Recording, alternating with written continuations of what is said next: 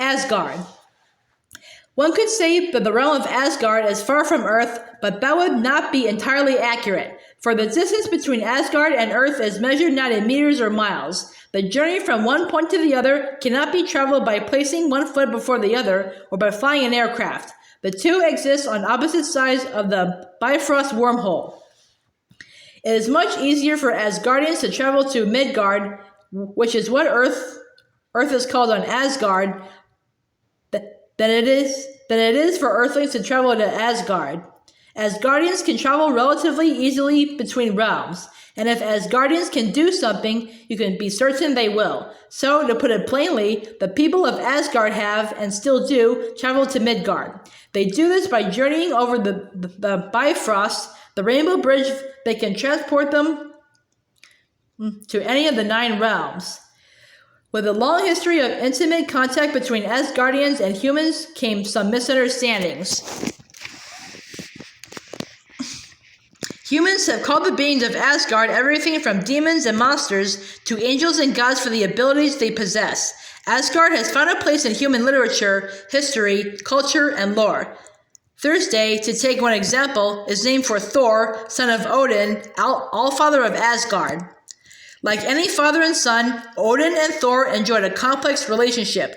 Odin loved his son and wanted what was best for him. But Thor was stubborn, proud, and arrogant. On the day that Odin was to bequeath the throne to Thor, a great banquet was held with all Asgardian royalty present, including Thor's mother Frigga and his younger brother Loki. The kingdom was at peace with its neighbors, and all were set to celebrate with a great feast. Thor's closest companions were in attendance as well. Fandral, Volstagg, and Hogun, together called the Warriors Three, and the Lady Sif, a proud and skilled warrior. At the very moment that Odin was to bestow the crown unto Thor, a chill frosted the throne room's very air. The Asgardians looked about them, a chill like this.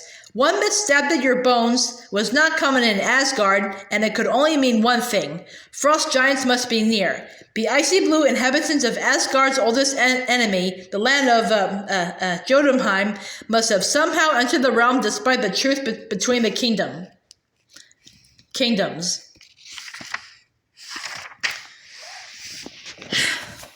Odin, Thor, and Sif rushed from the throne room to to the vault, where all the greatest treasures of Asgard were kept. Sheets of ice covered the walls, and the vault's sentries had fallen prey to an onslaught of ice. A giant suit of armor known as the Destroyer, powered by Odin's very life force, stood at the far end of the vault. The Destroyer's only directive was to protect Asgard and its people. When a threat was posed, the Odin force within the Destroyer would burn bright and lay waste to the threat. It had done that now, and recovered what the Frost Giants had intended to take, the Casket of Ancient Winters. Lofi, king of Jotunheim, once tried to use the casket to cover all 9 realms with ice so that he might rule over them. Odin and the Asgardian armies had battled for the casket and won, then secured it in the vault so that it might never again be misused. Thor was furious about the Frost Giants' attack. To him, this was clearly an act of war.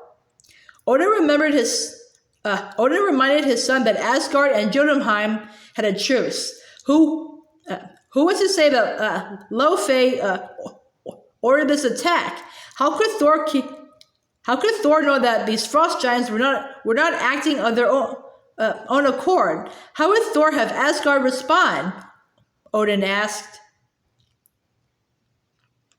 Thor replied that he would march to Jotunheim and teach them a lesson, just as Odin had once done. Odin fiercely forbid it. No Asgardian would travel to Jotunheim and jeopardize the peace that both realms had recently enjoyed. Thor was enraged. His nostrils flared, along with his famous temper. He shouted, overturned banquet tables in the now empty hall, and smashed anything in his way. His friends had seen him like this before. It was not atypical behavior for him. Thor grabbed his fabled hammer, Mjolnir, which was cast from the heart of a dying star. He studied the incredibly powerful weapon and told his friends and his brother, Loki, that they were going to Jotunheim. His friends pleaded with him. Of all the laws of Asgard, this was the one he must not break. But Thor's mind had been made up. He asked for his friends' trust. This was something they must do. The Warriors Three and Lady Sif reluctantly agreed, and Loki joined them. As they headed out toward the Bifrost, they feared they would live to regret this action and trembled at the thought of Odin's rage coming down upon them. All of them quaked with fright except for Thor. Thor the mighty, Thor the arrogant, Thor the foolish.